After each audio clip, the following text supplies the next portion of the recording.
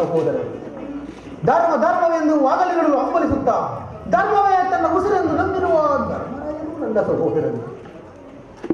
ಸಾವಿರ ಹಾರೆ ಬಲವುಳ್ಳ ರುದ್ರಾಂತ ಸಂಪೂತನಾದ ಭೀಮಸೇನನು ನನ್ನ ಸಹೋದರರು. ತೇಜೋಮಯ ಮೂರ್ತಿಗಳಾದ ನಕುಲ ಸಹದೇವರುಗಳು ನನ್ನ ಅನುಜರೇ. ಮಾತೃದೇವಿ, ಕುಂತಿದೇವಿ, ಪಾಂಡುರಾಜೇಂದ್ರ ಇವರು ನನ್ನ ಜನನಿ ಜನಕರೇ.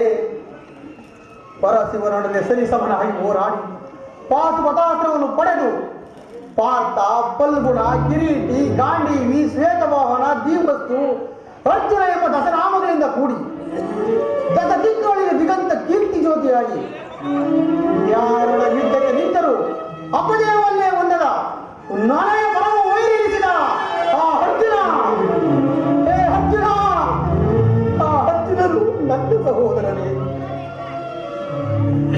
ಅರ್ಜುನ, ಹೇ ಅರ್ಜುನ, ಈ ಯುದ್ಧದಲ್ಲಿ ನಿನ್ನನ್ನು ಕೊಲ್ಲುವುದಾಗಿ ನಾನು ಶಪಥ ಮಾಡಿರುವನಲ್ಲ.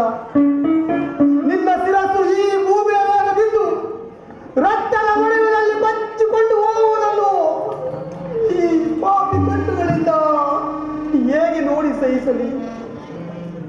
ಯಾವ ಪೂರ್ವದ ಕರ್ಮದ ಸಲುವಾಗಿ ಸೂತನೆಂಬ ಅಪಮಾನದ ಹಾರುತ್ತಕ್ಕೆ ಸಿಲುಕಿ ಚಿಕ್ಕದಾದ ದೇಹಕ್ಕೆ ಅಪಾರವಾದ ಬೆಂಕಿಯನ್ನು ತುಂಬಿಕೊಳ್ಳಲು ಸಾಧ್ಯವೇ?